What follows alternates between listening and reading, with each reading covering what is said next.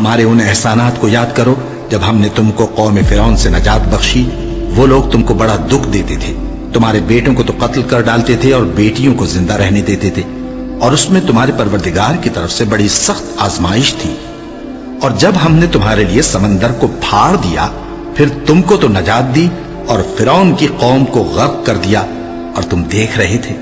اور جب ہم نے موسیٰ سے 40 رات کا وعدہ کیا تو تم نے ان کے پیچھے بچڑے کو معبود مقرر کر لیا، اور تم ظلم کر رہے تھے۔ پھر اس کے بعد ہم نے تم کو معاف کر دیا تاکہ تم شکر کرو۔ اور جب ہم نے موسیٰ کو کتاب اور معجزے عنایت کیے تاکہ تم ہدایت حاصل کرو۔ اور جب موسیٰ نے اپنی قوم کے لوگوں سے کہا کہ بھائیو، تم نے بچڑے کو معبود ٹھہرانے میں اپنی جانوں پر ظلم کیا ہے، تو اپنے پیدا کرنے والے کے آگے توبہ کرو، پھر اپنوں کو قتل کرو، تمہارے خالق کے نزدیک تمہارے حق میں یہی بہتر ہے۔ پھر اس نے تمہارا قصور معاف کر دیا، وہ بے شک بڑا معاف کرنے والا ہے، بڑا مہربان ہے۔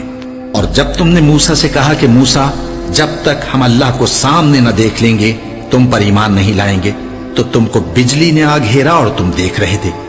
پھر موت آ جانے کے بعد ہم نے تم کو اثر نو زندہ کر دیا تاکہ احسان مانو۔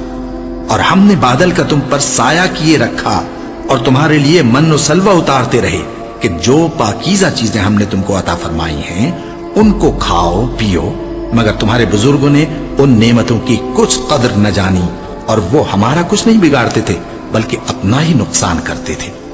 اور جب ہم نے ان سے کہا کہ اس گاؤں میں داخل ہو جاؤ اور اس میں جہاں سے چاہو خوب کھاؤ پیو، اور دیکھنا دروازے میں داخل ہونا سجدہ کرتے ہوئے اور حطوتن کہنا،